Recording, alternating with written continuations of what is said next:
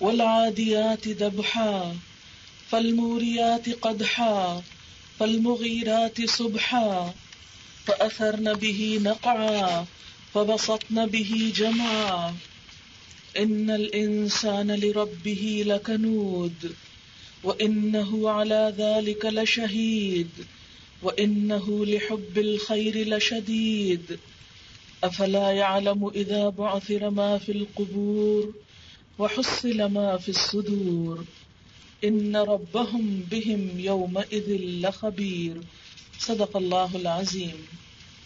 شروع کرتی ہوں اللہ کے نام سے جو بے انتہا مہربان نہایت رحم فرمانے والا ہے۔ قسم ہے ان گھوڑوں کی جو پھنکارے مارتے ہوئے دوڑتے ہیں، پھر اپنی ٹاپوں سے چنگاریاں جھاڑتے ہیں، پھر صبح سویرے چھاپا مارتے ہیں، پھر اس موقع پر گرد و غبار اڑاتے ہیں، پھر اسی حالت میں کسی مجمع کے اندر جا گھستے ہیں۔ حقیقت یہ ہے کہ انسان اپنے رب کا بڑا ناشکرا ہے اور وہ خود اس پر گواہ ہے، اور وہ مال و دولت کی محبت میں بری طرح مبتلا ہے۔ تو کیا وہ اس وقت کو نہیں جانتا جب قبروں میں جو کچھ دفن ہے اسے نکال لیا جائے گا، اور سینوں میں جو کچھ چھپا ہوا ہے اسے برآمد کر کے اس کی جانچ پڑتال کی جائے گی۔ یقیناً ان کا رب اس روز ان سے خوب باخبر ہوگا۔ اس وقت میں نے آپ کے سامنے سورۃ العادیات پڑھی ہے، جس کی کل 11 آیات ہیں۔ اللہ سبحانہ و تعالی گھوڑوں کی قسم کھا رہے ہیں۔ کن گھوڑوں کی؟ جو دوڑتے ہیں۔ پھر ان کی دوڑ کی مزید وضاحت کر رہے ہیں کہ وہ دوڑتے ہیں اور اتنا دوڑتے ہیں کہ ہانپنے لگتے ہیں، گویا ان کا سانس پھول جاتا ہے۔ دوڑتے دوڑتے پھنکارے مارنے لگتے ہیں، پھر اپنی ٹاپوں سے چنگاریاں جھاڑتے ہیں۔ یعنی اس تیز دوڑ کی وجہ سے ان کے پاؤں کے نیچے سے آگ نکلتی ہے۔ پھر اسی حالت میں دشمن پر صبح سویرے چھاپا مارتے ہیں، گویا رات بھر دوڑتے رہتے ہیں، اپنے کام میں مگن رہتے ہیں۔ پھر اس موقع پہ گرد و غبار اڑاتے ہیں، یعنی ان کی دوڑ اتنی تیز ہے کہ ان کے دوڑنے کی وجہ سے ہر طرف گرد و غبار پھیل جاتا ہے۔ پھر اسی حالت میں کسی مجمع کے اندر جا گھستے ہیں، اپنی جان کی پرواہ بھی نہیں کرتے۔ لیکن انسان گھوڑوں کے مقابلے میں انسان اپنے رب کا بڑا ناشکرا ہے۔ کیوں؟ اس لیے کہ وہ مال و دولت کی محبت میں مبتلا ہے۔ اس کے پاس وقت ہی نہیں کہ اپنے رب کا شکر ادا کر سکے، اپنے رب کی طرف توجہ کر سکے۔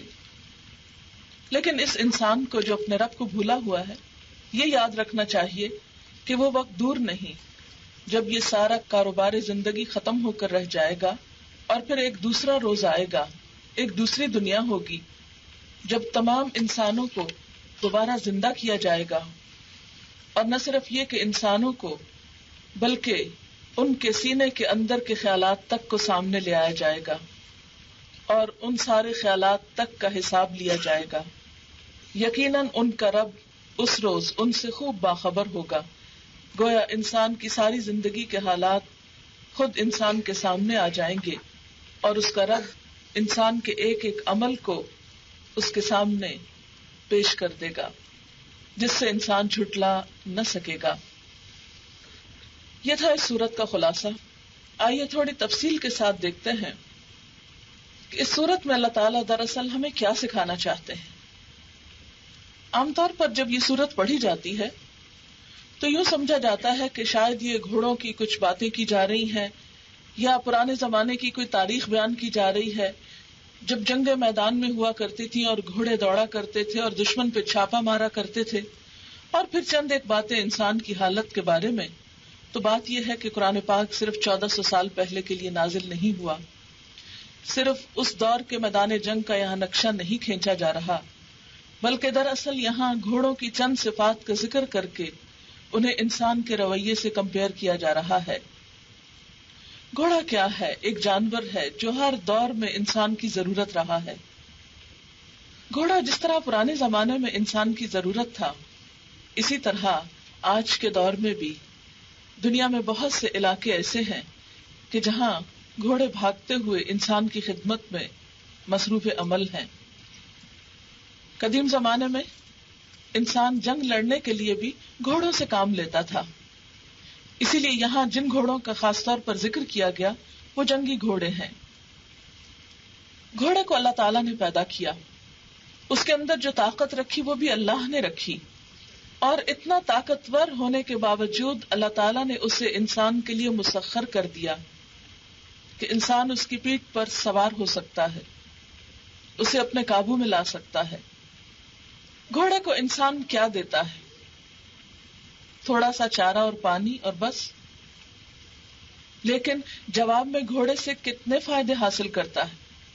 وہ گھوڑا جو انسان کی خدمت کے لیے ہے، انسان کے ایک اشارے پر دوڑ پڑتا ہے، اور جہاں تک انسان چاہتا ہے گھوڑا دوڑتا چلا جاتا ہے، اتنا دوڑتا ہے کہ دوڑتے ہوئے ہانپنے لگتا ہے، اس کا سانس پھولنے لگتا ہے، پھر اتنا دوڑتا ہے کہ اسے پرواہ نہیں، اور راستے میں جو کچھ بھی آئے، خواہ ہموار میدان ہو یا پتھریلی زمین ہو، کیونکہ پتھروں پہ دوڑتے ہوئے گھوڑے کے پاؤں سے چنگاریاں نکلتی ہیں۔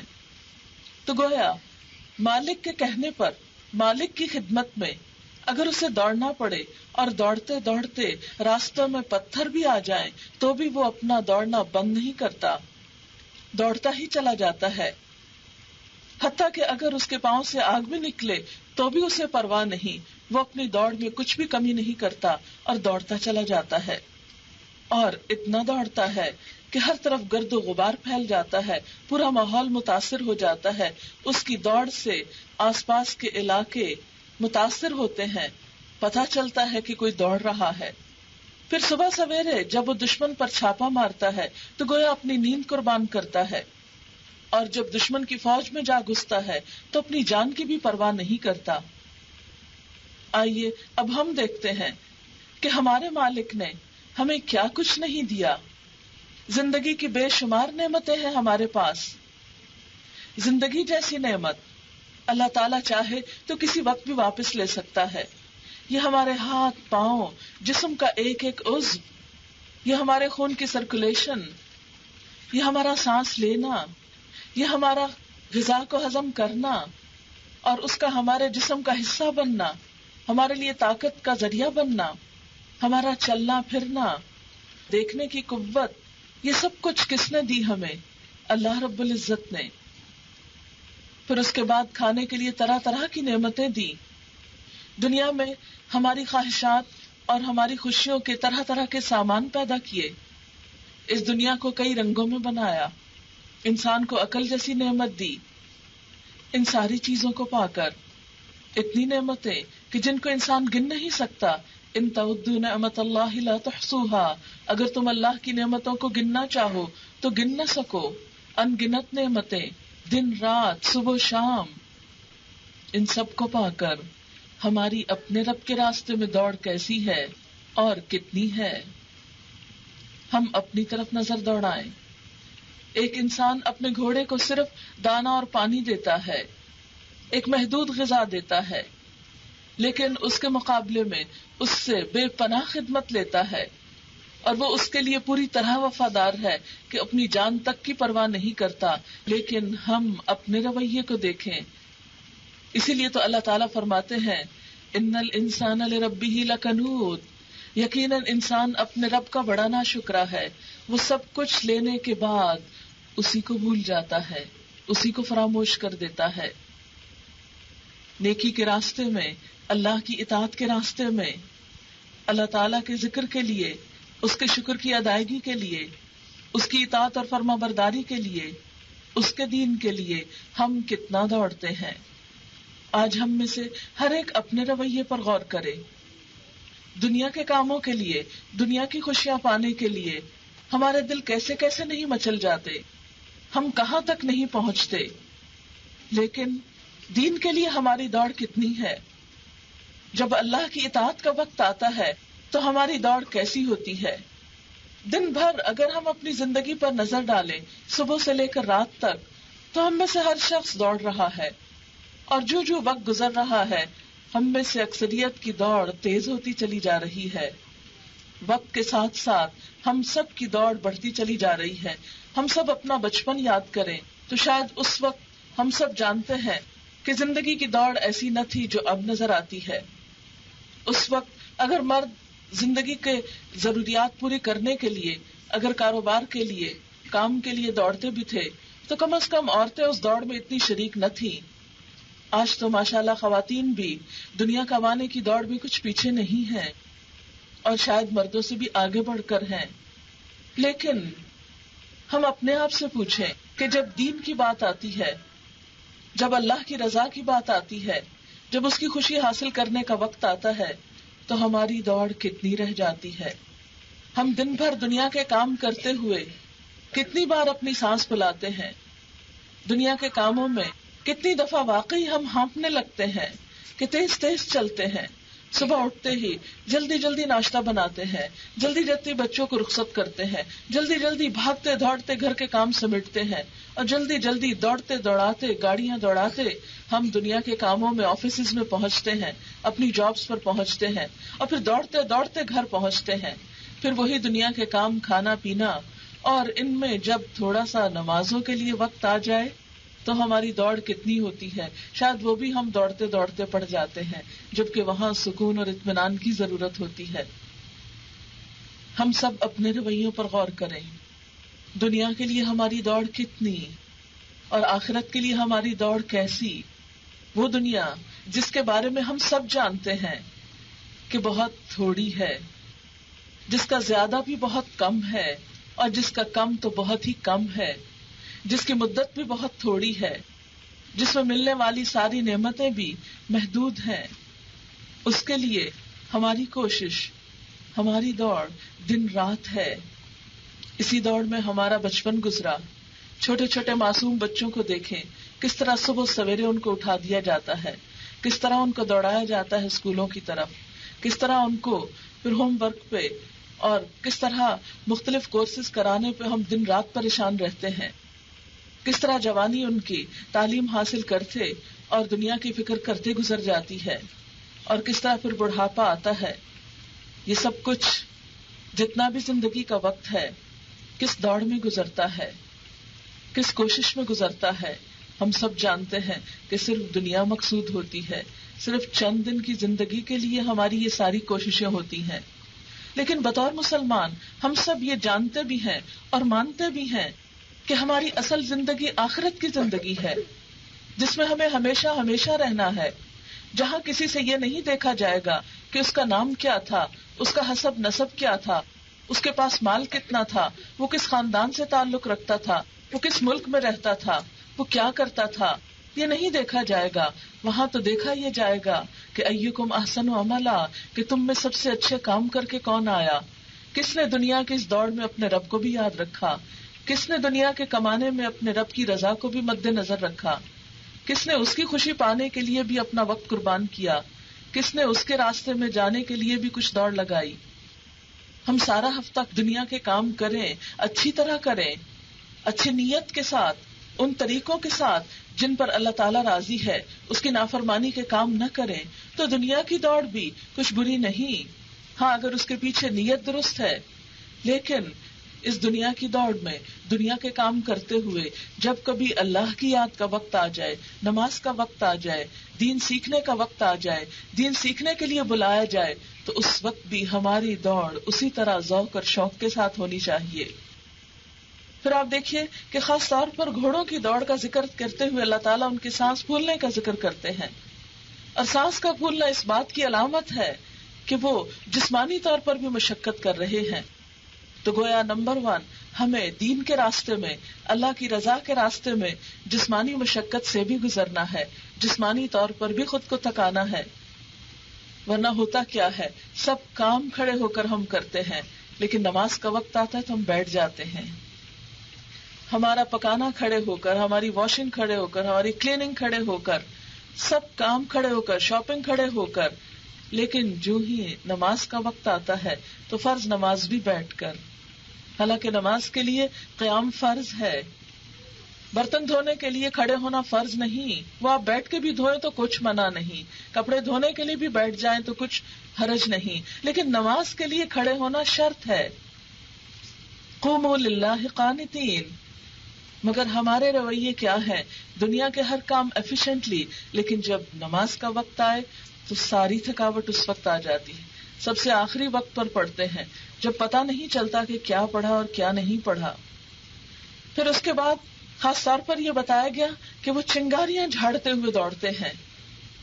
اب آپ دیکھیے کہ دین کا راستہ ہو، نیکی کا کام ہو، جب تک آسانی سے ہو تو ہم بھی خوشی خوشی کر لیتے ہیں. جب دین کے راستے میں چھوٹی سی مشکل آئے تو ہم ہمت ہار جاتے ہیں. اگر دنیا کے کسی کام کے لیے ہمیں کہیں پہنچنا ہو تو ہم ضرور کوئی نہ کوئی راستہ نکال لیتے ہیں. اگر اپنی گاڑی پاس نہ ہو تو کسی سے لفٹ بھی لے لیتے ہیں، ٹیکسی پہ بھی چلے جاتے ہیں، پبلک ٹرانسپورٹ بھی استعمال کر لیتے ہیں. اور ٹکٹ مہنگا ہو تو جہاز پہ جانے پر بھی گریز نہیں کرتے، اس لیے کہ دنیا کا جو کچھ فائدہ ہے پہنچ ہی جاتے ہیں. ہزاروں میل کا سفر کر کے پہنچ جاتے ہیں. لیکن دین کی خاطر، اللہ کا کلام پڑھنے کے لیے، سننے کے لیے، سیکھنے کے لیے، سکھانے کے لیے جب بلایا جائے تو پھر ہم میں سے بہت سے لوگ صرف اس وجہ سے رہ جاتے ہیں کہ ہمارے پاس ٹرانسپورٹ نہیں ہے، ہمیں کوئی پک کرنے والا نہیں، ہمیں کوئی لانے والا نہیں، ہمیں کوئی پہنچانے والا نہیں. دنیا کے کاموں میں کسی کی شادی ہو، کوئی پارٹی ہو، کوئی فنکشن ہو تو ہم کتنی دفعہ ایسا عذر کرتے ہیں؟ نہیں، کسی نہ کسی طرح پہنچ جاتے ہیں. بچے چھوٹے ہوں ان کا بھی انتظام کر لیتے ہیں، کام سے بھی چھٹی لے لیتے ہیں، کیونکہ ہم سمجھتے ہیں کہ ہمارے لیے چلے تھوڑی آؤٹنگ ہو جائے گی، سوشلائزنگ ہو جائے گی، تھوڑا گیٹ ٹوگیدر ہو جائے گا، تھوڑا ملاقات ہو جائے گی، ایک دوسرے سے پہچان ہو جائے گی. لیکن جب دین کی بات ہو تو ہم کیوں نہیں سوچتے کہ اس سے بھی تو ہماری روح کو سکون ملے گا.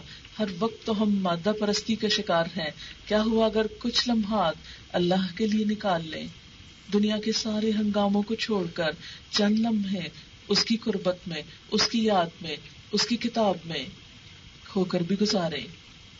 اگر گھوڑے اپنے مالک کے اشارے پر دوڑتے ہوئے سنگلاخ چٹانوں پہ بھی دوڑتے ہیں، پتھریلی زمین پہ بھی دوڑتے ہیں، پاؤں سے چنگاریاں اڑاتے ہیں، پاؤں میں گویا چھالے پڑ جاتے ہیں، تو ہمارے پاؤں میں بھی تو کبھی اللہ کے راستے میں چلتے ہوئے چھالے پڑنے ہی چاہیے.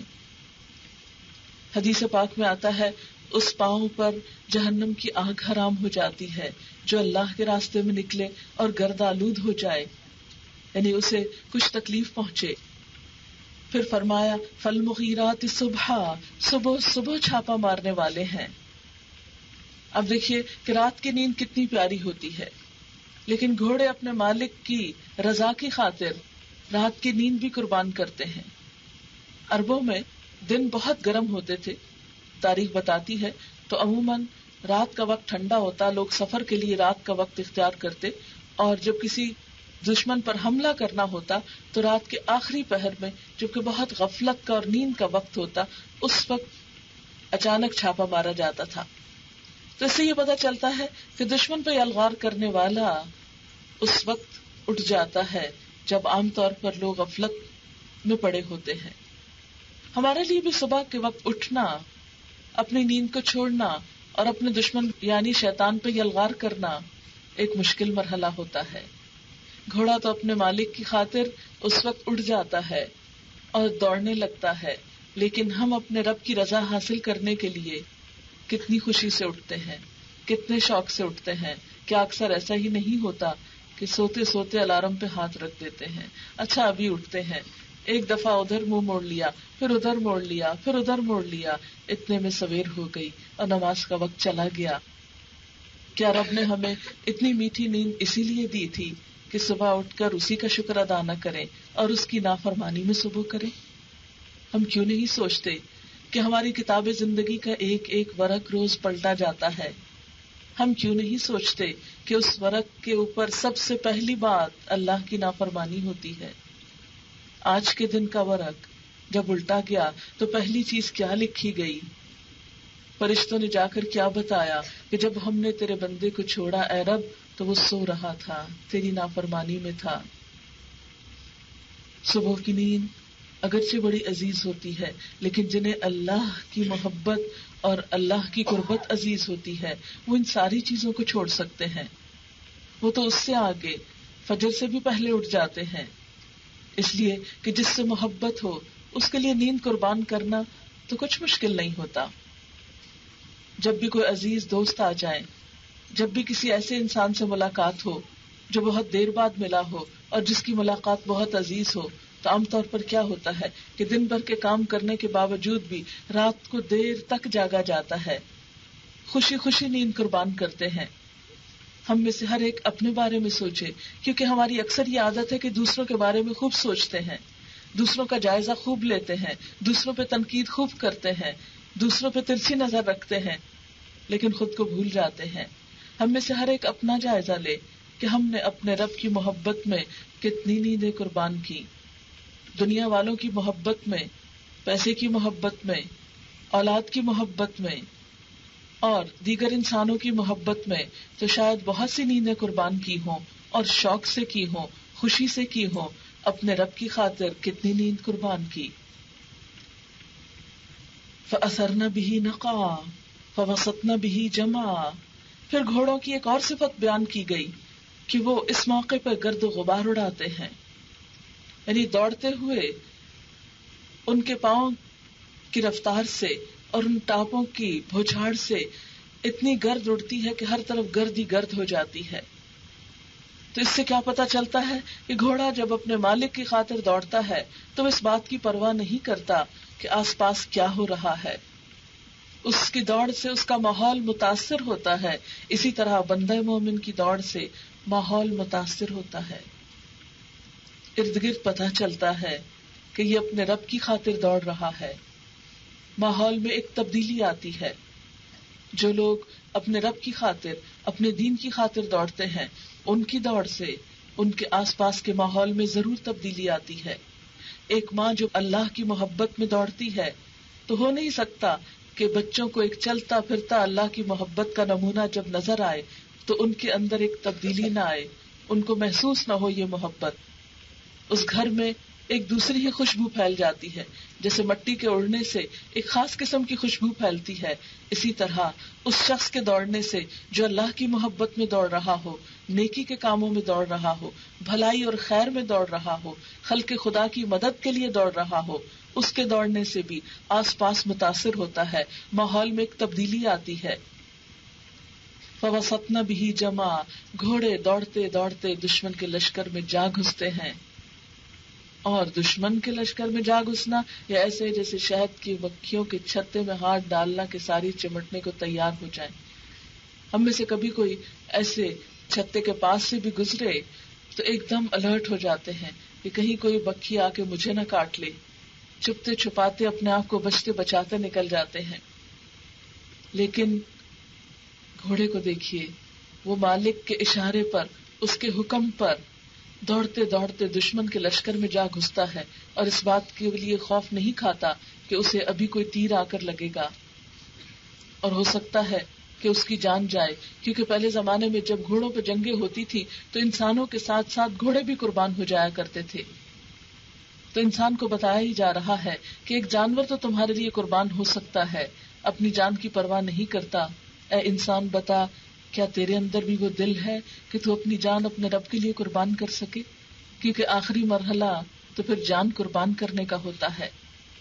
وہ دوڑ جو سانس پھولنے سے شروع ہوتی ہے، وہ دوڑ بالآخر ختم ہوتی ہے اپنی جان دینے پر. اور جان دے کر بھی بندہ مومن کبھی بھی تکبر کا شکار نہیں ہوتا. وہ تو یہی سمجھتا ہے جان دی ہوئی اسی کی تھی.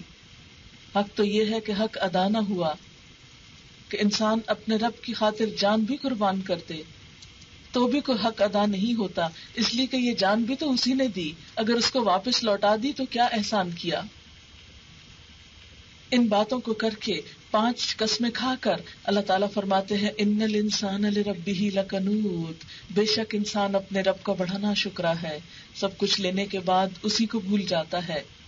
حالانکہ انسانوں کے لیے قرآن پاک میں بار بار یہ فرمایا گیا فاستبقوا الخیرات، خیرات یعنی بھلائیوں میں، نیکیوں میں سبقت کرو، آگے بڑھو، جلدی کرو، ایک دوسرے کے مقابلے پہ دوڑو. سارعوا الی مغفرۃ من ربکم وجنۃ ارضھا کارض السماوات والارض. جلدی کرو اور دوڑو اپنے رب کی مغفرت کی طرف اور جنت کی طرف جس کا عرض زمین و آسمان کے برابر ہے. دنیا کی چھوٹی سی چیزوں پہ راضی ہو گئے ہو، ایک حقیر سی زندگی پر، اس جنت کی طرف دیکھو، اس کی طرف چلو. ایک اور جگہ اللہ تعالیٰ جنت کی صفات بیان کرنے کے بعد فرماتے ہیں وَفِي ذَلِكَ فَلْيَتَنَافَسِ الْمُتَنَافِسُونَ. ایک دوسرے کا مقابلہ کرنے والوں کو اس چیز میں مقابلہ کرنا چاہیے، ایک دوسرے سے آگے نکلنے والوں کو اس جنت کی طرف آگے نکلنا چاہیے جو ہمیشہ ہمیشہ کی قیام گاہ ہے، جہاں سے انسان کو کبھی نکالا نہ جائے گا، جہاں نہ کوئی تھکاوٹ ہوگی، نہ پریشانی ہوگی، نہ بیماری ہوگی، نہ بڑھاپا ہوگا، نہ کوئی غم ہوگا، نہ کوئی دکھ ہوگا. دنیا میں انسان ایک مشکل سے نکلتا ہے تو ایک دوسری میں مبتلا ہو جاتا ہے، اس سے نکلتا ہے تو ایک تیسری میں مبتلا ہو جاتا ہے، اور یوں زندگی کھار بیٹھتا ہے. اصل سکون کی جگہ اور اصل خوشی کی جگہ تو وہ آخرت ہے، لیکن وہ شخص جو اپنے رب کا ناشکرا ہو اس جنت کا مستحق کیسے ہو سکتا ہے؟ یہاں اللہ تعالیٰ کس انسان کو ناشکرا کہہ رہے ہیں؟ جو اس کے لیے نہ دوڑ سکے، جو اس کے لیے کوئی تکلیف نہ اٹھا سکے، جو اس کے لیے مشکلات برداشت نہ کر سکے، جو اس کے لیے جان نہ دے سکے. ایسا انسان اپنے رب کا ناشکرا ہے. وَإِنَّهُ عَلَى ذَلِكَ لَشَهِيدٌ، اور وہ اس پر یقیناً گواہ بھی ہے. وہ اس بات کو پوری طرح سمجھتا ہے کہ واقعی وہ ایسا کر رہا ہے. اس پر کسی اور انسان کو گواہ بنانے کی ضرورت نہیں. ہر انسان خود اپنے آپ پر گواہ ہے. ہر انسان اپنا جائزہ خود لے سکتا ہے، اپنے حالات کو خود دیکھ سکتا ہے. تو آئیے تھوڑی دیر کے لیے اپنے فرائض کا جائزہ لیتے ہیں کہ ہم میں سے ہر شخص اپنے فرائض کو کس دل سے ادا کر رہا ہے. یاد رکھیے کہ وقت تو گزر ہی جاتا ہے. مثلا نماز کا وقت آتا ہے، نماز پڑھ بھی لیتے ہیں، اگر بددلی سے بھی پڑھتے ہیں، ہائے ہائے کر کے بھی پڑھتے ہیں، بوجھ سمجھ کر بھی پڑھتے ہیں، تو وقت تو گزر جاتا ہے.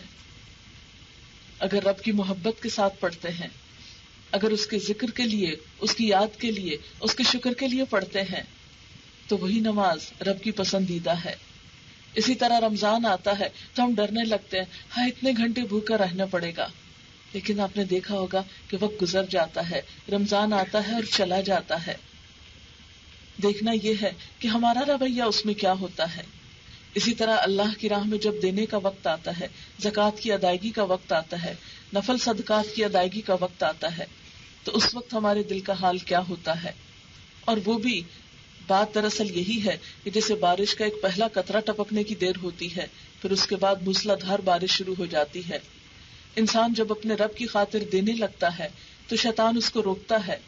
لیکن آپ نے دیکھا ہوگا کہ کبھی تھوڑا سا دے کر آپ کا دل اتنا کھلتا ہے کہ بالکل بارش کی طرح برسنے لگتا ہے، پھر آسان ہو جاتا ہے.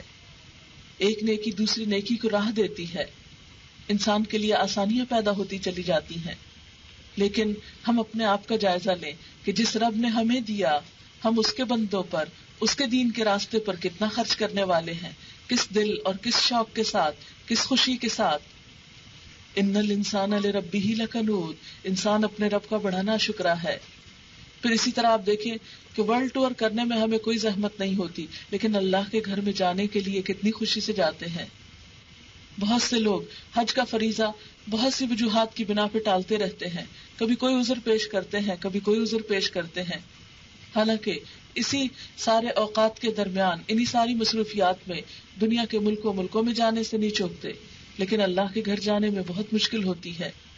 کیا اسی کے لیے ہمارے پاس وقت نہیں جس نے یہ زندگی دی؟ اسی کے لیے مال نہیں جس نے یہ سب مال دیا؟ اسی کے لیے جسمانی قوت نہیں جس نے یہ قوت ہمیں عطا کی؟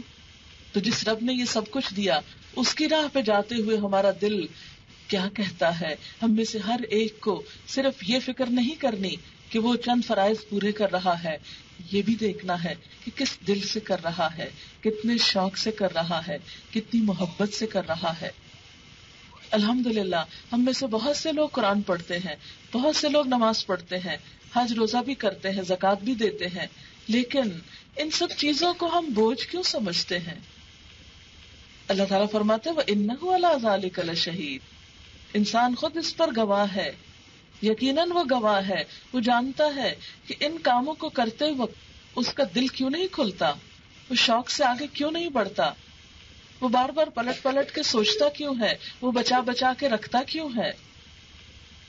دنیا میں جب کسی کام کا شوق آتا ہے، دنیا کے کسی کام کا، تو ہم کسی سے نہیں پوچھتے، ہم کسی سے مشورہ نہیں کرتے، بلکہ چھپ چھپ کے کر لیتے ہیں کہ اگر کسی سے مشورہ کیا تو ہو سکتا ہے روک ہی دے. کہیں جانا ہو تو شوہر سے بازو کا جھجک کے نہیں پوچھتے کہ ایسا نہ ہو کہ نہ ہی کر دیں تو پھر نہ جا سکیں گے، اس لیے بہتر آ کے بتا دیں گے وہ وہاں گئے تھے ہم. لیکن جب دین کا کام آتا ہے، دین کی بات آتی ہے، رب کی اطاعت کی بات آتی ہے، کبھی ایک سے کنسلٹ کرتے ہیں، کبھی دوسرے سے سوال پوچھتے ہیں، کبھی تیسرے سے. ہم میں سے بہت سے لوگ بہت سی باتیں جانتے ہوئے بھی عمل نہیں کرتے. کیوں نہیں کرتے؟ کیوں بار بار وہی بات سوال کرتے چلے جاتے ہیں؟ اس لیے کہ دل نہیں مانتا نا. جس چیز کو دل مان جائے وہ تو بس پھر پتہ چلنے کی دیر ہوتی ہے. کہیں سیل لگی ہو صرف پتہ چلنے کی دیر ہے، کسی سے مشورہ کرنے کی ضرورت نہیں، فوراً پہنچ جائیں گے. کسی انسان سے ملاقات کا شوق ہو، کسی سے مشورے کی ضرورت نہیں، جیسے تیسے پہنچ جائیں گے. چائے کا شوق ہو تو کسی سے نہیں پوچھیں گے، فوراً بنا لیں گے. ٹیلی فون پہ گپ شپ کا شوق ہو تو انتظار کریں گے، وقت ڈھونڈیں گے کہ کس وقت سب کام ختم ہو تو پھر بیٹھ کے گپ شپ لگائیں دوستوں سے. تو بات یہ ہے کہ جب مال کی محبت میں، انسانوں کی محبت میں ہم دوڑ پڑتے ہیں، اللہ تعالیٰ یہی تو شکوہ کر رہے ہیں، میرے لیے کیوں نہیں دوڑتے ہو، میرا کام کیوں نہیں شوق سے کرتے ہو، میری طرف محبت سے کیوں نہیں آتے ہو، سب کچھ تو میں نے تمہیں دیا اور میری ہی طرف آنے سے کتراتے ہو. پھر آپ دیکھیں کہ دنیا کی خاطر ہمیں کچھ کام کرتے وقت بسا اوقات کچھ بھی شرم نہیں آتی. بعض اوقات اگر ہمارے پاس مال نہیں، پیسہ چاہیے تو ہم چھوٹے سے چھوٹا کام کرنے کو تیار ہو جائیں گے. ہم کبھی نہیں سوچیں گے کہ نہیں یہ کام تو میری حیثیت سے کم ہے. ہم کہتے ہیں چلو شکر ہے ملا تو صحیح، کم ہے یا زیادہ کچھ تو مال ہاتھ آئے گا. لیکن دین کا کام کرتے وقت، دین کی طرف بڑھتے وقت ہم بسا اوقات لوگوں سے ڈرنے لگتے ہیں، ہم شرمانے لگتے ہیں. لوگ کیا کہیں گے؟ سر ڈھانک لیا، کیا لوگ چھڑائیں گے قیامت کے دن؟ لوگ کیا کہیں گے؟ اب مسجد جانے لگی، لوگ کہیں گے اب درس سننے لگی، لوگ کہیں گے لو اب یہ بھی ملانی ہو گئی. لوگوں کے ڈر سے ہم اللہ کا راستہ چھوڑ دیتے ہیں. ان الانسان لربہ لکنود، اپنے رب ہی کے ناشکرے ہیں. دنیا کا کوئی کام کرتے ہوئے ہمیں جھجک نہیں آتی، جس چیز کو دل چاہتا ہے وہاں شرم نہیں آتی. لیکن اللہ کی بات کے لیے کیوں جھجک آتی ہے، کیوں شرم آتی ہے، کیوں لوگوں کا ڈر ہے؟ ہم لوگوں کے غلام کیوں ہو گئے اللہ کی اطاعت میں؟ ہمیں تو ہونا چاہیے تھا اللہ کا غلام اللہ کی اطاعت میں. لیکن ہم نے تو اللہ کی اطاعت چھوڑ کر لوگوں کی اطاعت اپنے گلے ڈال لی، لوگوں کا ڈر اپنے گلے ڈال لیا، لوگوں کی محبت اپنے گلے ڈال لی. حالانکہ قیامت کے دن وہ اللہ کے ہاں کچھ بھی کام نہ آئیں گے. کیوں؟ اس لیے کہ جب قبروں میں ڈالے جائیں گے کون ساتھ جائے گا؟ کسی ایک کا نام تو لیں جو ساتھ چلے گا. شوہر، بیوی، بچے، کوئی بھی نہیں ساتھ، کوئی نہیں جاتا. بڑی بڑی محبتوں کے دعوے کرنے والے، سب کی محبتیں دنیا تک رہ جاتی ہیں، آگے کوئی بھی نہیں جاتا. اور پھر افلا یعلم اذا بعثر ما فی القبور، انسان کو بھول گیا وہ وقت کہ انسان نے اپنے ربی کی طرف واپس جانا ہے. یہ دوڑتے دوڑتے ایک دن ٹھوکر کھائے گا دنیا میں اور پہنچ جائے گا ایک دوسری دنیا میں. ایسا گرے گا کہ اٹھ نہ سکے گا، پھر زمین کے اوپر نہیں زمین کے اندر پہنچ جائے گا. پھر اس کا سارا رنگ روپ، اس کی ساری شکل و صورت، دنیا کا سارا جاہ و جلال سب کچھ مٹی ہو جائے گا. وہ بھول بھلا دیا جائے گا، کوئی اس کو جانتا نہ ہوگا، کوئی اس کا نام لینے والا نہ ہوگا. اس کی قبر کے پاس سے کئی گزریں گے، کسی کو نہیں یاد ہوگا کہ یہاں کون ہے، کیا اس کی حیثیت، کیا اس کا مرتبہ، کیا اس کا مقام، کسی کو کچھ یاد نہیں ہوگا. اور پھر ایک دن آئے گا کہ یہ مٹی میں ملا ہوا انسان پھر دوبارہ اٹھا دیا جائے گا. افلا یعلم، کیا انسان جانتا نہیں، کیا انسان بھول چکا؟ اذا بعثر ما فی القبور، کہ جو کچھ قبروں میں دفن ہے وہ سب نکال لیا جائے گا. یہ بعثرہ کا لفظ بھی بہت عجیب ہے. یہ لفظ عربی میں استعمال ہوتا ہے کہ کسی چیز کو زمین کے اندر کریدنے، کھودنے اور الٹ پلٹ کے کسی چیز کو نکالنے کے، کہ انسان جتنی بھی تہوں کے اندر چلا جائے. کیونکہ آپ نے دیکھا ہوگا کہ بسا اوقات دنیا میں ایک آبادی ہوتی ہے، کسی آندھی طوفان مصیبت سے مٹ جاتی، ختم ہو جاتی ہے، اتنی مٹی میں دب جاتے ہیں لوگ کہ یوں لگتا ہے جیسے یہاں کبھی آبادی تھی نہیں. پھر ایک اور قوم آتی ہے، پھر اس کے ساتھ وہی ہوتا ہے، پھر اسی طرح اور قوم آتی ہے. ابھی چند مہینے پہلے نیشنل جیوگرافک میں کچھ تصویریں آئی تھی اسقلان کے بارے میں کہ اس کی جب کھدائی کی گئی تو ایک نہیں کئی تہذیبیں مٹی کے نیچے دبی ہوئی نظر آئیں، ایک کے اوپر ایک تہ. تو بعثر ما فی القبور کا یہی مطلب ہے کہ ایک تہ ہٹا کے وہاں جو کچھ ہے وہ نکال لیا جائے گا، پھر اگلی تہ ہٹا دی جائے گی، پھر اس کے اندر جو کچھ ہے، پھر اس کے اندر جو کچھ ہے، یا انسان کی ہڈیاں اور جسم جہاں جہاں مٹی میں گیا وہ سب کچھ وہاں سے نکال لیا جائے گا. کیونکہ خواہ انسان کو ایک جگہ بھی دفن کیا جائے، بسا اوقات ایسے واقعات ہوتے ہیں کہ انسان کی ہڈیاں کہیں سے کہیں پہنچ جاتی ہیں. سوچ کر بھی اور دیکھ کر وحشت آتی ہے، اور انسان اگر اپنے آپ کو وہاں رکھ کے سوچے، کون بچا سکتا ہے اپنے آپ کو بہنے سے یا کھونے سے یا گم ہونے سے. لیکن اللہ تعالیٰ کے لیے کچھ مشکل نہیں، واپس لا کے سب کو جوڑ کر کھڑا کر دے. ہزاروں میل پر بھی انسان کے ٹکڑے بکھر جائیں تو اللہ تعالیٰ کے لیے کچھ مشکل نہیں کہ ایک کن کہہ کے سب کو جمع کر لے. تو اللہ تعالیٰ انسان کو احساس دلا رہے ہیں، افلا یعلم اذا بعثر ما فی القبور، کیا انسان جانتا نہیں کہ قبروں میں جو کچھ ہے سب کچھ نکال کر باہر لے آیا جائے گا. وحصل ما فی الصدور، اور پورا انسان بنا کر پھر اس کے سینے کے اندر جو کچھ ہے اس سے حاصل کر لیا جائے گا. حصلہ کا لفظ عربی میں استعمال ہوتا ہے کسی نٹ کا شیل توڑ کر اندر سے گری نکالنے کو. جیسے بادام ہوتا ہے، اس کو توڑ کر اس کے اندر کی جو گری نکالی جاتی ہے اس کو کہتے ہیں حصلہ، یعنی کسی چیز کا لب لباب، مغز اور نچوڑ اور اس کے اندر کا کور تک نکال کے باہر لے آنا، اس کو کہتے ہیں حاصل کرنا. اردو میں بھی یہ لفظ حاصل کرنا میں استعمال ہوتا ہے. وحصل ما فی الصدور، صدور کیا؟ صدر، صدر سینے کو کہتے ہیں. سینہ دراصل کیا ہے؟ ہڈیوں کا ایک پنجرا ہے. اس کے اندر کیا ہے؟ دل ہے. دل کے اندر کیا ہے؟ انسان کے خیالات، احساسات، جذبات، محبتیں، نفرتیں، خواہشات، طمع، لالچ، جو کچھ بھی ہے سب کچھ یہی تو ہے. تو اللہ تعالیٰ فرماتے ہیں کہ وہ دن آئے گا جب سینے کے اندر جو چیز ہے اس کو نکال لی جائے گی. بالکل ایسے ہی نا کہ جیسے ہمارے سینے کی ہڈیاں کیا ہے؟ شیل کی طرح ہے، اور اس کے اندر دل کیا ہے؟ جیسے ایک نٹ ہے، جیسے ایک بادام کی گری ہے. اس کو توڑ کر اسے نکال لیا گیا، اور اس کو نکال کر اس کے اندر جو اس کا اصل ہے یعنی خیالات کا مجموعہ ہے ان سب کو بھی نکال کر سامنے لایا جائے گا، ان سب کو لکھ لیا جائے گا. جیسے ECG ہوتی ہے تو سب کچھ وہ ایک طرح سے پین چلتا چلا جاتا ہے اور لکھا جاتا ہے کہ دل کی دھڑکن کیسی ہے. بالکل قیامت کے دن اللہ تعالیٰ کے ہاں تو اس سے بھی زیادہ زبردست قسم کے آلات ہوں گے کہ جو انسان کی سوچیں ہوں گی، جو انسان کی خواہشات ہوں گی وہ سب بھی لکھی ہوئی سامنے آ جائیں گی. حصل ما فی الصدور، نیتیں سامنے آ جائیں گی. نیت کا لفظ بھی آپ کو معلوم ہے نوا سے نکلا ہے. نوا عربی زبان میں گٹلی کو کہتے ہیں. ان اللہ فالق الحب والنوا، نوا کیا ہے؟ پھل کے اندر کی جو گٹلی ہے، اور گٹلی کے اندر وہ پھر مادہ ہوتا ہے. فرمایا وہ سب کچھ توڑ کاٹ کے اندر کی چیز باہر نکال کے لا کے رکھ دی جائے گی اور انسان کو بتا دیا جائے گا. یہ وہ موقع ہوگا کہ جب کوئی شخص چھپ نہ سکے گا، کوئی شخص بھاگ نہ سکے گا، کوئی شخص کہیں جا نہ سکے گا، کوئی شخص اپنے آپ کے اوپر پردہ نہ ڈال سکے گا. دنیا میں کام کرتے وقت ہم سب جانتے ہیں کہ بسا اوقات انسان کی سوچ اور عمل میں فرق ہو جاتا ہے، لیکن قیامت کے دن دونوں کو سامنے لا کر رکھ دیا جائے گا. اس لیے کوئی بھی نیک عمل اس وقت تک نیک ہو نہیں سکتا جب تک اس کے ساتھ نیت اچھی نہ ہو، جب تک اس کے ساتھ سوچ اچھی نہ ہو. مثلاً اگر آپ کسی سے مسکرا کے مل رہے ہیں تو اپنے دل سے پوچھا کیجئے کیوں مسکرا رہی ہوں، کیا چاہیے اس انسان سے؟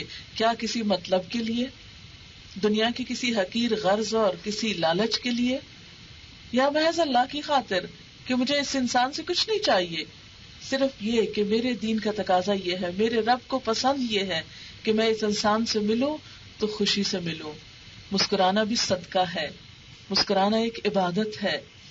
بے غرض ہو کر، بغیر کسی لالچ کے، بغیر کسی مقصد کے، ایسا ہی انسان ہر جگہ مسکرا سکتا ہے.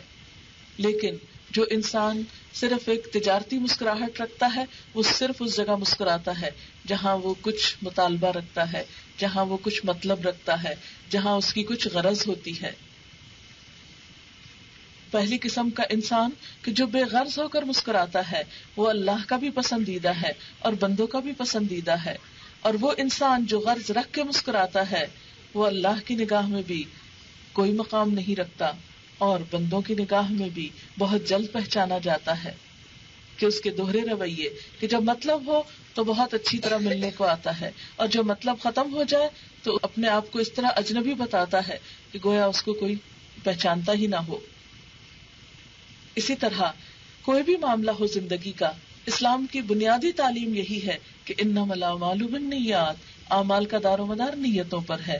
بڑے سے بڑا کام، ایک نہیں 7 حج بھی اگر کوئی کر لے، لیکن حاجی کہلانے کے لیے، دنیا والوں میں نیک کہلانے کے لیے، اپنی نیکی کا روگ جمانے کے لیے، تو اس میں سے ایک بھی قبول نہیں۔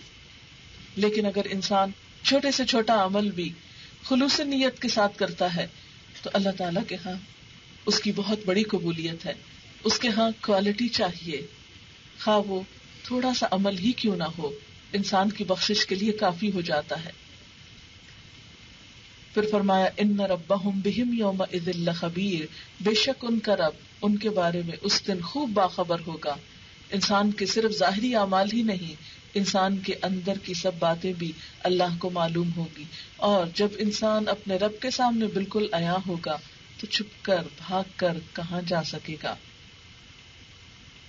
اس سورت کی آیت نمبر 8 جو ہے وَإِنَّهُ لِحُبِّ الْخَيْرِ لَشَدِيدٌ، یہ اس کا ایک طرح سے مرکزی مضمون ہے۔ انسان کے ناشکر پن کی اصل وجہ کیا ہے؟ کہ وہ مال کی محبت میں گرفتار ہے، اور صرف محبت میں گرفتار نہیں، لشدید، بہت شدت سے مال کی محبت میں گرفتار ہے۔ مال کی خاطر اپنا ایمان بیچ ڈالتا ہے، مال کی خاطر جھوٹ بولنا پڑے تو بولنے سے گریز نہیں کرتا، مال کی خاطر اپنا دین بدلنا پڑے تو بدلنے سے گریز نہیں کرتا۔ مال دراصل دوسرے لفظوں میں کیا ہے؟ دنیا۔ حالانکہ انسان کی دنیا کتنی ہے؟ نبی صلی اللہ علیہ وسلم نے فرمایا آدمی کہتا رہتا ہے میرا مال میرا مال، لیکن انسان کا مال اتنا ہے جتنا کھا کر فنا کر دے، یا پہن کے پرانا کر دے، یا صدقہ دے کر آخرت کے لیے ذخیرہ کر لے۔ خلاصہ یہ ہے کہ پہلی بات یہ کہ ہم سب کو اپنے رویے پر غور کرنا ہے۔ ہم میں سے ہر شخص خود سے پوچھے کہ ہم اپنے رب کے راستے پر کتنا دوڑنے والے ہیں۔ اگر ہماری دوڑ دنیا کے لیے ہے تو نیکی کی طرف جاتے ہوئے بھی اسی شوق اور اسی محبت اور اسی خوشی کے ساتھ دوڑنا ہے۔ اسی طرح دنیا کے کام کرتے ہوئے بھی اپنے رب کو یاد رکھنا ہے، اپنے رب کی نافرمانی نہیں کرنا۔ اور پھر مال کی محبت جیسے حضرت سلیمان علیہ السلام نے رکھی تھی کہ اپنے رب کی یاد کی خاطر۔ اسلام میں مال کو برا نہیں کہا گیا، مال کو خیر کہا گیا، لیکن یہ خیر اس وقت ہوتا ہے جب حلال اور جائز طریقوں سے کمایا جائے اور خیر اور بھلائی کے راستے میں خرچ بھی کیا جائے، اور انسان اپنی آخرت کو ہمیشہ یاد رکھے۔ اس لیے کہ عقل مند وہ ہے کہ جو اپنے آپ کو آج میں نہیں کل والوں میں شمار کرے، جو دنیا کو ایک چلتا سفر سمجھے اور منزل آخرت کو سمجھے جہاں جا کر اسے سکون پانا ہے۔ دنیا کوشش کے لیے ہے، اس میں سٹرگل ہے، ہر لمحہ سٹرگل۔ ہم میں سے ہر شخص دیکھے کہ اس کی یہ سٹرگل کس راستے میں ہے، کس طرف ہے، اس کی ڈائریکشن کیا ہے۔ چند ایک احادیث میں آپ کے سامنے رکھنا چاہتی ہوں تاکہ اس کی حقیقت حضور صلی اللہ علیہ وسلم کے ارشادات کی روشنی میں واضح ہو۔ حضرت ابو ہریرہ سے روایت ہے، کہتے ہیں کہ رسول اللہ صلی اللہ علیہ وسلم نے فرمایا آدمی کہتا ہے کہ میرا مال، یہ میرا مال، مگر حقیقت میں جس کو اس کا مال کہہ سکتے ہیں وہ 3 قسم سے زیادہ نہیں، جو اس نے کھا کے فنا کر دیا، جو اس نے پہن کے پرانا کر دیا، اور جو اس نے کسی کو اللہ کے واسطے دے دیا اور اپنے لیے آخرت کا ذخیرہ بنا لیا۔ اس کے سوا جو رہا وہ اس کو اور لوگوں کے لیے چھوڑ کر خود چل بسے گا اور وہ مال دوسروں کا ہو جائے گا۔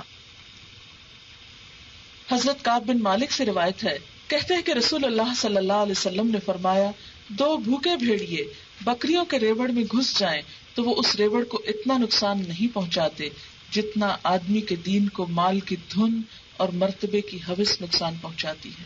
کہ جب انسان کے دل میں مال کی دھن سما جاتی ہے اور سٹیٹس کانشیس ہو جاتا ہے انسان بہت، تو اس کا دین کو اتنا زیادہ نقصان پہنچتا ہے جتنا 2 بھیڑیے بھیڑوں کے گلے میں گھس کر بھیڑوں کو نقصان نہیں پہنچاتے. نبی صلی اللہ علیہ وسلم نے فرمایا جب کسی آدمی کے مال میں برکت نہیں دی جاتی تو وہ اسے پانی اور مٹی میں ملا دیتا ہے. یعنی جس مال کے اندر برکت نہیں ہوتی وہ مال پانی اور مٹی میں مل جاتا ہے، اس کی نظر ہو جاتا ہے. ریسنٹلی جب سیلاب آیا ہے پاکستان میں، کیونکہ پنڈی میں آیا ہے اور میں بھی پچھلے دنوں اسلام آباد میں تھی، ایک ایک گھر کے بارے میں جو خبریں ہم سن رہے تھے تو دل بیٹھا جا رہا تھا. اور میں تو ہر جگہ اپنے آپ کو رکھ کے محسوس کر رہی تھی کہ کسی کا دکھ اور درد صرف اس وقت محسوس ہو سکتا ہے جب اپنے آپ کو وہاں رکھیں، ورنہ شاید ہم ان کے لیے کچھ نہ کر سکیں. بہت سے گھر ایسے تھے کہ جس میں جیسے ڈبل سٹوری گھر ہے تو عام طور پر صرف بیڈ رومز اوپر ہوتے ہیں، باقی سب گھر کا سامان سٹوریج وغیرہ نیچے کے حصے میں ہوتا ہے.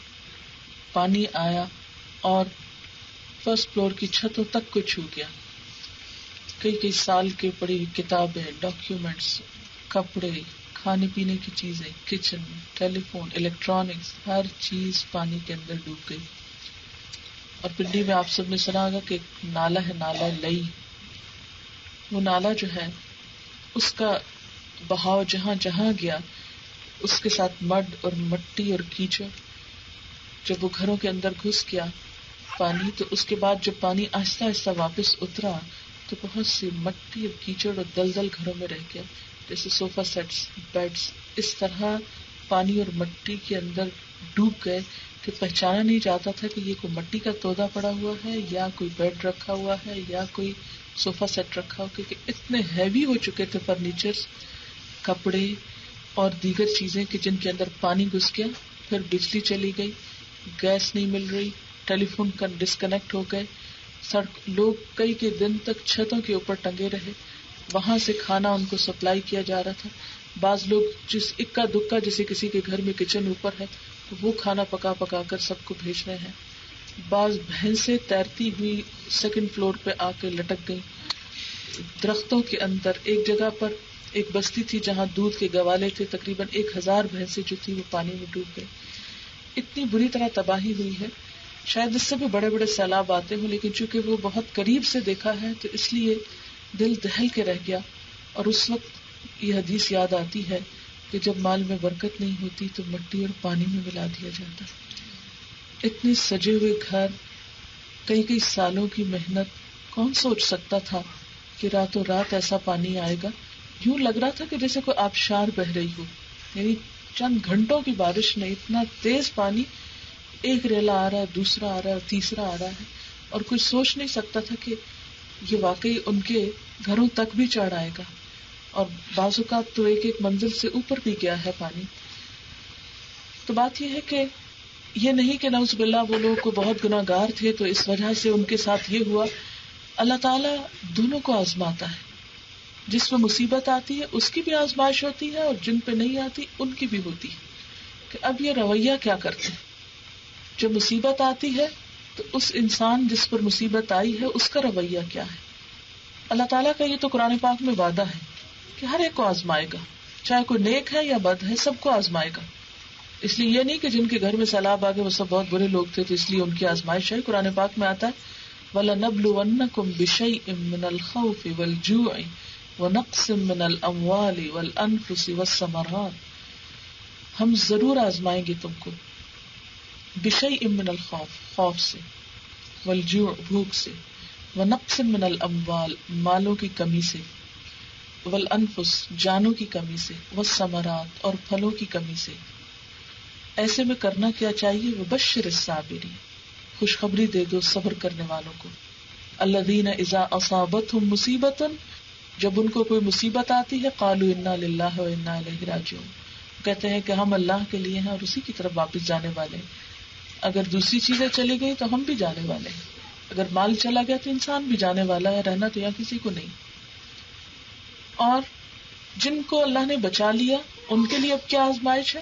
نمبر 1 یہ کہ وہ شکر گزار کتنے ہوتے ہیں کہ اللہ نے ان کو اس مصیبت سے بچا دیا، اور نمبر 2 یہ کہ وہ ان کی مدد کتنی کرتے ہیں جو اس مصیبت میں مبتلا ہو گئے. اور بسا اوقات اس بات سے دکھ ہوتا ہے کہ انسانوں کے اندر ہمارے معاشرے میں اتنی بے حسی آ چکی ہے کہ دوسرے کی تکلیف اور دکھ کا احساس تک نہیں ہوتا. اور اس میں آپ دیکھیے کہ بہت سے ڈاکٹرز جن کے کلینکس نیچے بیسمنٹس میں تھے، ان کی کروڑوں کی مشینری برباد ہو گئی، ان کی کلینکس، دوائیاں ڈوب گئی، ہر چیز یعنی اس بری طرح تباہی ہوئی ہے. پانی جب آپ کو سوچیں کہ زلزلہ آتا ہے تو بھی چلے چھت وت گر گئے، کچھ چیزیں تو شاید بچ ہی جاتی ہیں ڈھیروں کے نیچے سے پھر نکل آتی، لیکن جب پانی کسی جگہ پر آ جاتا ہے کوئی چیز نہیں چھٹتی. اسی لیے حضرت نوح علیہ السلام کی قوم پر جب پانی کا عذاب آیا تھا تو حکم ہوا تھا ہر قسم کے جانور سوار کر لو، اور ہر قسم کے پودوں وغیرہ کی جو پنیری تھی وہ بھی، کیونکہ پوری زمین کو اس طرح ڈبو دیا گیا کہ کچھ بچا نہیں، اور دوبارہ زندگی پھر اسی سے پھوٹی کہ جو کچھ کشتی پہ سوار رہ گیا تھا. کیونکہ پانی کا عذاب سب سے سخت عذاب ہے کہ جس میں کوئی چیز بچتی نہیں، چھٹتی نہیں. تو بہرحال نبی صلی اللہ علیہ وسلم نے فرمایا جب کسی آدمی کے مال میں برکت نہیں دی جاتی تو وہ اسے پانی اور مٹی میں ملا دیتا ہے. نبی صلی اللہ علیہ وسلم نے فرمایا ہر امت کے لیے ایک آزمائش ہوتی ہے اور میری امت کی آزمائش مال ہے. حضرت ابو ہریرہ سے روایت ہے کہ رسول اللہ صلی اللہ علیہ وسلم نے فرمایا جس نے دنیا حلال طریقے سے کمائی اور غرض یہ رکھی کہ بھیک مانگنے سے بچے اور اپنے گھر والوں کے گزارے کا بندوبست کرے اور پڑوسی کی خبر گیری کرے تو وہ قیامت کے دن اللہ تعالیٰ سے ایسی حالت میں ملے گا کہ اس کا چہرہ 14ویں کے چاند کی طرح چمک رہا ہوگا.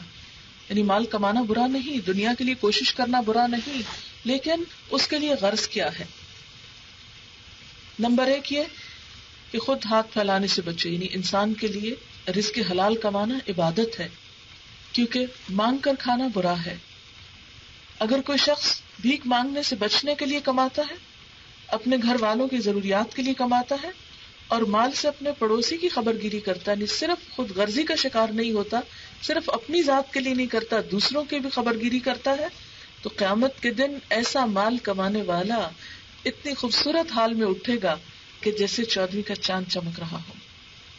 اور جس نے کمائی تو حلال طریقے سے کی لیکن اس لیے کہ میں لوگوں سے مالداری میں بڑھ جاؤں اور ان کے سامنے اتراتا پھروں اور دکھاوے اور نام و نمود کے لیے خرچ کروں تو اللہ تعالیٰ سے ایسی حالت میں ملے گا کہ اللہ تعالیٰ اس پر غضبناک ہوگا. کہ مال کمانے کی غرض کیا ہے؟ ایک تو انسانیت کے فائدے اور بھلائی کے لیے، اور دوسری طرف اترانے کے لیے، مال میں سبقت لے جانے کے لیے، دکھاوے کے لیے، نام و نمود کے لیے. تو ایسی صورت میں یہی مال انسان کے لیے وبال جان ہوگا. آج جب ہم اپنے معاشرے میں دیکھتے ہیں تب دیکھیے کہ سب بھاگ رہے ہیں، دوڑ رہے ہیں، کوشش کر رہے ہیں، لیکن کہیں ایسا تو نہیں کہ ہم مال جمع کرتے ہیں شادیوں میں بڑے بڑے جہیز دینے کے لیے، بڑی بڑی دعوت کرنے کے لیے، دکھاوے کے لیے. اس وقت کہیں نہ کہیں سے مال بچا بچا کے رکھا ہوا بھی نکل آتا ہے، لیکن جب کسی خیر اور بھلائی کے کام کا وقت آتا ہے تو اس وقت ہم بالکل کنگال نظر آتے ہیں. آج بھی ہمارے ہاں آپ دیکھیے کہ دنیا کی تعلیم کے لیے کہاں کہاں تک ہم اپنے بچوں کو پڑھنے کے لیے نہیں روانہ کرتے، اور کتنے کتنے یونیورسٹی کی فیس دینے کے لیے ہم گھبراتے نہیں. لیکن جو ہی دین پڑھنے پڑھانے کا معاملہ آتا ہے تو ہم سب یہ سوچتے ہیں کہ یہ سب کام جو ہے وہ فری ہونا چاہیے اور اس کے لیے کسی قسم کی کوئی مشقت اور کوئی تکلیف ہمیں برداشت نہ کرنی پڑے. یہی وجہ ہے کہ آج ہمارے ہاں دین صرف وہ لوگ پڑھتے ہیں کہ جن کے پاس دنیا پڑھنے کے لیے پیسے نہیں یا جو دنیا میں کوئی کام نہیں کر سکتے. یہی وجہ ہے کہ دین کے معاملے میں اور آخرت کے معاملے میں ہم پیچھے سے پیچھے رہتے چلے جا رہے ہیں. تو میری اللہ تعالیٰ سے دعا ہے کہ ہمیں اپنے دین کی بہترین سمجھ دے اور ہمیں اپنی محبت اور اپنے راستے اور اپنی خوشی کی خاطر اپنی راہ میں دوڑنے والا بنائے. اور مال کی محبت اگر ہے تو اسے بھی اپنی خاطر خاص کر لے، جیسے حضرت سلیمان علیہ السلام نے کہا تھا انی احببت حب الخیر عن ذکر ربی، کہ میں نے مال کی محبت اپنے رب کی یاد کی وجہ سے اختیار کی ہے. وآخر دعوانا ان الحمد للہ رب العالمین. اب میں چاہتی ہوں کہ آپ کے اسی ٹاپک پر اگر مزید کوسچن آئے، اگر کوئی بات سمجھ میں نہیں آئی یا کہیں پر کنفیوژن ہوا ہے تو اس کے لیے میں تیار ہوں.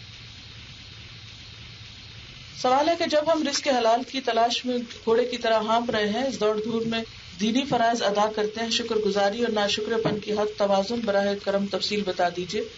اس میں آپ دیکھیے کہ تفصیل میں نے پہلے ہی بتا دی کہ اللہ تعالیٰ نے دنیا کے لیے دوڑنے کو منع نہیں کیا. دنیا کے لیے دوڑنا جو ہے اس کی اجازت ہے، لیکن ایک طریقے کے ساتھ. کہ جب آپ دنیا کے لیے بھی کوشش کریں تو اس میں نمبر 1 اللہ کا حق نہ بھولیں، نمبر 2 بندوں کا حق نہ بھولیں. اگر کوئی شخص دنیا کے لیے دوڑتا ہے اور خود غرضی کا شکار ہوتا ہے، سب فائدہ صرف اپنی ذات تک رکھتا ہے، تو ایسا کرنا درست نہیں ہے اور اس میں اپنے فرائض کو بھول جاتا ہے. مثلا نماز کا وقت آیا تو اس کو بھول گیا، روزہ ہے تو وہ نہیں رکھ سکتے، حج ہے تو اس کا وقت نہیں، زکوٰۃ ہے تو اس کے لیے فرصت نہیں کیونکہ ایک کے بعد ایک گھر خرید رہے ہیں، یا مسلسل قرضے میں مبتلا ہیں صرف دنیاوی وجوہات کی بنا پر. تو ایسی دوڑ جو ہے وہ ناپسندیدہ ہے. جہاں تک دنیا کے لیے کوشش کرنا ہے تو رزق حلال کے لیے دوڑنا بھی ایک عبادت ہے، اور دوسری طرف بندوں کے حقوق بھی پامال نہ ہو. مثلا آپ کئی سال تک صرف اس لیے دنیا کماتے رہیں اور ماں باپ کو دیکھنے کی فرصت نہ ہو، یا ان سے ملاقات کی نہ، ان کے پاس جانے کی نہ، ان کو بلانے کی، تو انسانی حقوق جو ہے وہ پامال نہیں ہونے چاہیے. یا انسان بیوی کا حق بھول جائے، کیونکہ بسا اوقات میں نے عورتوں کو اس بات میں بھی روتے ہوئے دیکھا ہے کہ شوہر سب کچھ دیتے ہیں، ایک وقت نہیں دیتے، محبت نہیں دیتے، پیار نہیں دیتے، بات کرنے کا ان کے پاس وقت نہیں، کیونکہ وہ ہر وقت بہت مصروف ہیں صرف دنیا کے لیے. تب آپ دیکھیں کہ جیسے نبی صلی اللہ علیہ وسلم نے فرمایا کہ ان لزوجک علیک حق و ان لزورک علیک حق، ضرور دنیا کماؤ لیکن اپنی بیوی کا حق نہ بھولو، اپنے مہمان کا حق نہ بھولو. یعنی اس ساری دوڑ میں انسانوں کے حقوق بھی متاثر نہیں ہونے چاہیے. سبحانک اللہم و بحمدک نشہد ان لا الہ الا انت نستغفرک و نتوب الیک.